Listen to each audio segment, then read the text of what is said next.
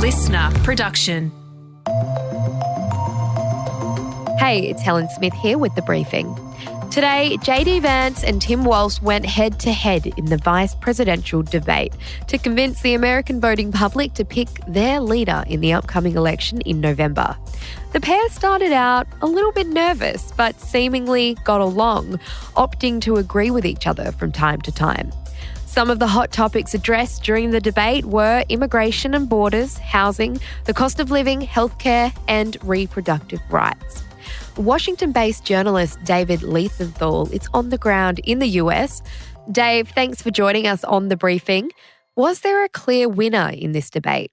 Rhetorically speaking, I think you have to give it to JD Vance. And we knew going into this debate that he was going to be more polished. He was going to be the guy who looked every bit the Yale Law School graduate that he is, and somebody who has also too kind of been sharpened by the steel of having numerous media interviews since becoming the vice presidential candidate under Donald Trump for the Republican Party. Tim Walz, not so much. Tim Walz, even by his own acknowledgement, said that he's not the best debater. He's not somebody who is going to wow the nation with all of his rhetorical skill. I've tried to do the best I can, but I've not been perfect, and I'm a knucklehead at times. But nevertheless, he didn't do anything that truly harmed him, or more importantly for Democrats, harmed Kamala Harris in the Harris-Walz ticket. That all being said, it was a strange debate by the fact that there was so much substance. They really covered a lot of ground. They covered a lot of issues and did so in a way that if it wasn't friendly, it was at least collegial. And that's in sharp contrast to the previous debate that we had between Donald Trump and Kamala Harris. Yeah, as you just mentioned there, JD Vance and Walz, they seem to agree on quite a lot of things and seem to get along way more than the presidential debate that we saw last month. Well, I've enjoyed tonight's debate, and I think there was a lot of commonality here, and I'm sympathetic to misspeaking on things, and I think I might have with the senator. Me too, man. What does this say about the two of them, and do you think they like each other more than Harris and Trump?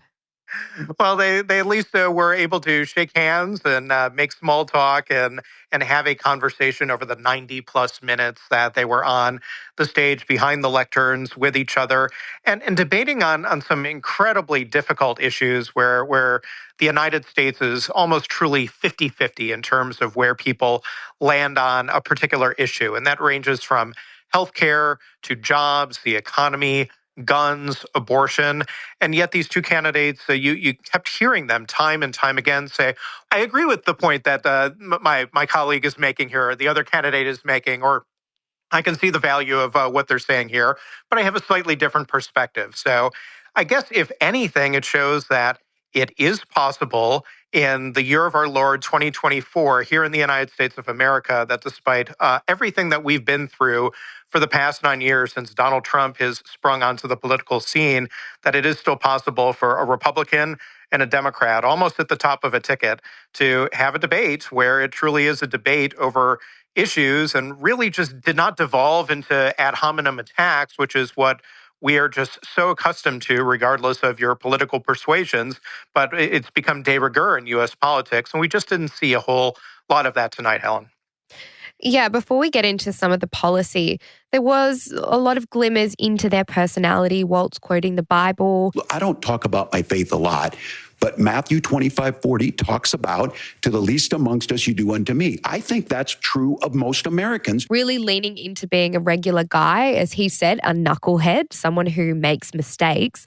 And Vance also clearly wanting to frame himself as an everyman for every American. I was raised in a working class family. My mother required food assistance for periods of her life. My grandmother required Social Security help to raise me.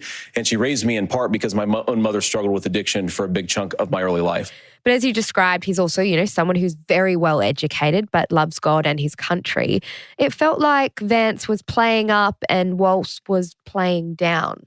I would agree with you. And it's also important to note that these two particular candidates, they are not necessarily the archetype Republican and the archetype Democrat. You heard JD Vance talk about his family history of addiction, how he came from poverty, how his family was very broken. He grew up in rural parts of the United States, in the Midwest.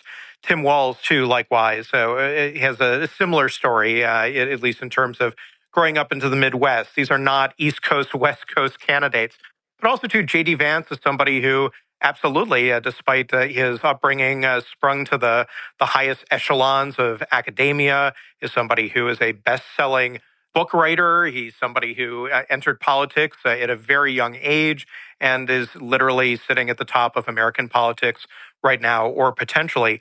Tim Walz, meanwhile, he's a Democrat, but he's talking about, oh, yeah, I used to keep a shotgun in my truck before football practice. And, something that you would almost never hear from a Democrat these days, but yet we're hearing that from Tim Walz, the vice presidential candidate for Kamala Harris right now. So the fact that they have certain crossover appeal is something that both Kamala Harris loved for Tim Walz and that Donald Trump love for JD Vance, and is part of the reason why they're on the ticket, because they do provide a certain dimension for each respective presidential candidate that the candidate themselves don't necessarily have.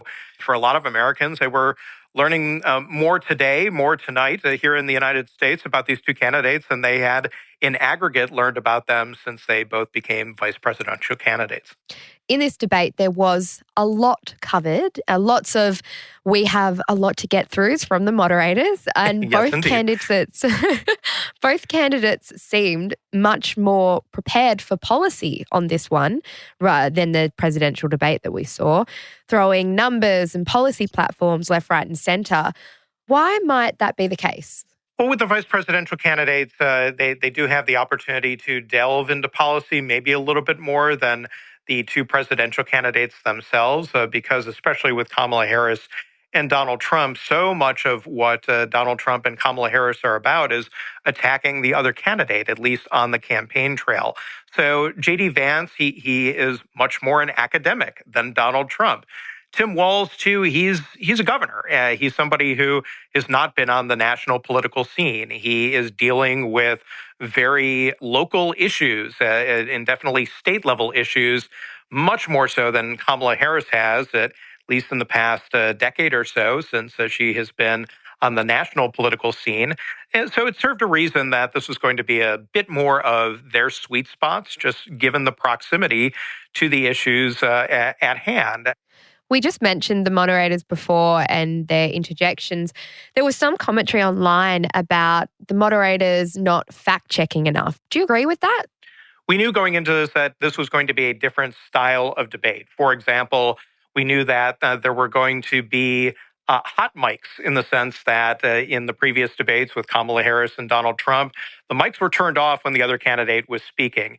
Here, the mics were turned on, at least for most of the time, although CBS News, which was hosting this debate, they reserved the right to turn it off, and they did a couple of times. But that was one difference. Just to clarify for our viewers, Springfield, Ohio does have a large number of Haitian migrants who have legal status. Right. Temporary protected status. Well, Margaret, but thank you, Senator. We have so much to get to. Margaret, I think it's important because we're going to turn out of the economy. Thank Margaret, you. The rules were that you guys weren't going to fact check, and since you're fact checking me, I think it's important to say what's actually going on. So there's an application called the CBP One app where you can go on as an illegal migrant, apply for asylum or apply for parole, and be granted legal status at the wave of a Kamala Harris open border wand. That is not a person coming in, applying for a green card and waiting for 10 years. That is the facilitation of illegal immigration, Margaret, by our own leadership. Thank you, Senator, for describing the legal process. We have so much to get to, Senator. Those laws have been on the books since 1990. Thank you, gentlemen. The CBP One app has not been on the books since 1990. It's something that Kamala Harris created, Margaret. Gentlemen, the audience can't hear you because your mics are cut. The fact-checking element of it, too, by CBS going in and saying, look, we are not going to do live fact-checking, although they did fact-check a couple of times and even got called out by JD Vance for doing it. That was something that they did by design, and they did with the intention of letting the two candidates really just kind of fact-check each other. You can agree with that. You can disagree with that, but that was a choice that got made by CBS. And CBS was also too fact-checking online. They were fact-checking in their news operation, but just not live on set as they did and as we saw with the previous debate when Trump and Harris were debating each other. Let's come to some of the key platforms that took place on stage. Immigration. It seems like Joe Biden is long out of the picture on immigration and migration and borders. JD Vance framing again and again is Kamala Harris's open border. Kamala Harris let in fentanyl into our communities at record levels. So you've got to stop the bleeding. Republicans clearly think they have a winner on this framing. Did Walz do a good enough job defending it?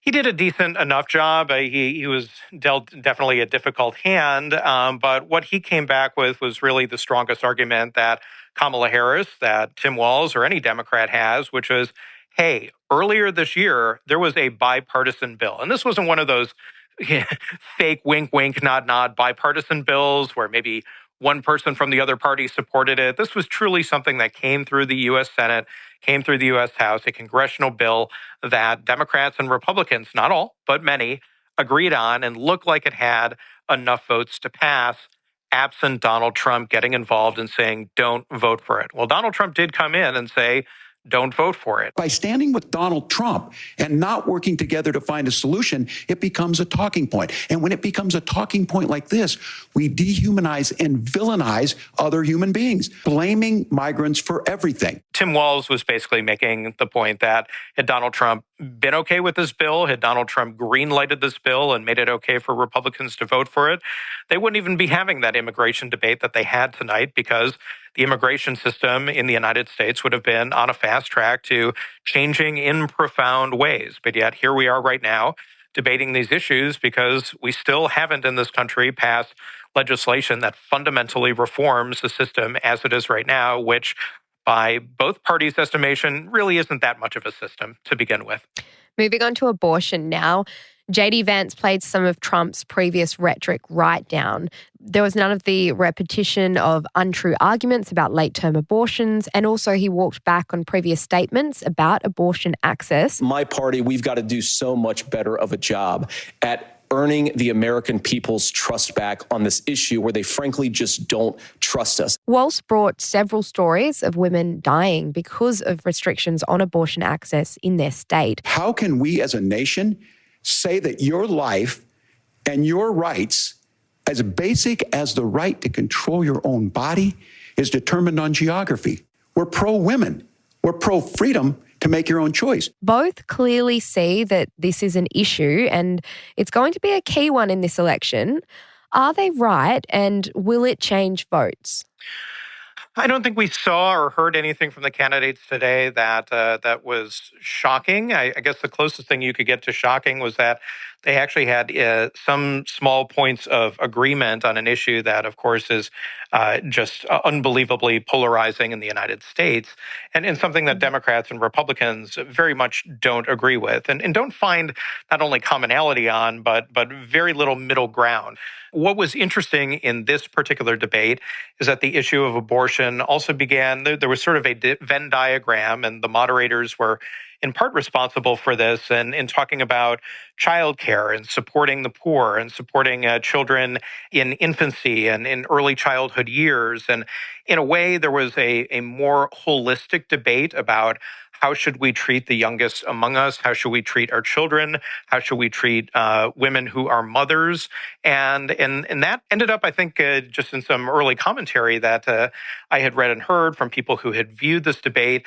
They were a little surprised by that, not in a bad way, but even in a good way, that, again, as we're talking about this being a more substantive debate than many other debates that we've heard at the national level. Pro-family in the fullest sense of the word. I want us to support fertility treatments. I want us to make it easier for moms to afford to have babies. I want it to make it easier for young families to afford a home so they can afford a place to raise that family. That was one of those elements. That was one of those points tonight where that was really illustrated, where the debate took a little bit of a different turn, and the issues that got debated were ultimately really focusing on, well, how do we pay for this? And what would be the right policies to put in place? Should this be a state level or a national level issue? You got a little bit more That's an understatement. You got a lot bit more than really what you were getting in the previous two presidential debates, Donald Trump versus Joe Biden when he was still in the race, and of course, Donald Trump versus Kamala Harris just a few weeks ago.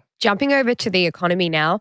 The economy came back and forth, housing, energy, healthcare. The moderators during the debate mentioned that Americans trust Trump more than they trust Harris when it comes to economy policies.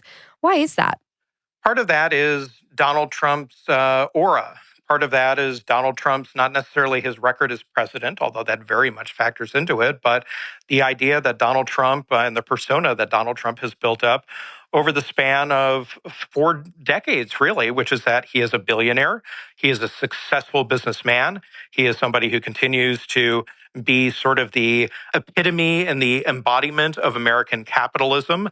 So if you support that, if you are a capitalist, you think about Donald Trump. Now, many Democrats and people who don't like Donald Trump will reject that notion out of hand, but roughly half the country believes that because they like Donald Trump. And also, too, they may have benefited in one way or another from his policies that he put in place. A big point of success for Donald Trump were tax cuts that he pushed and prodded Congress for and was able to enact as a result of the political work that he did as president. Democrats, again, say, well, they were horrible tax cuts and they pandered to the rich and they pandered to large corporations.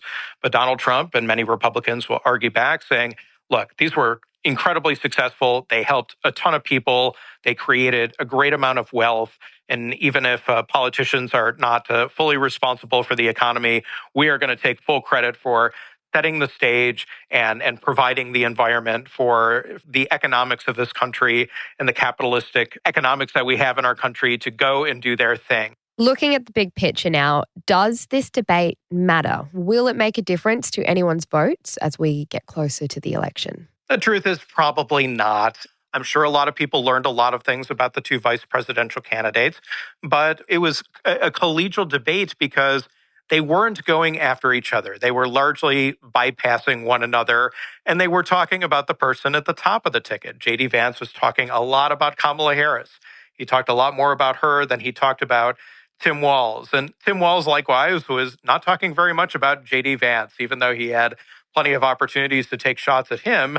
He wasn't. He was talking about Donald Trump and taking shots at Donald Trump. So the vice presidential debate is a bit of a odd bird, if you will, in the sense that you have the two people who are just kind of the proverbial folks a heartbeat away from the presidency, but not the president.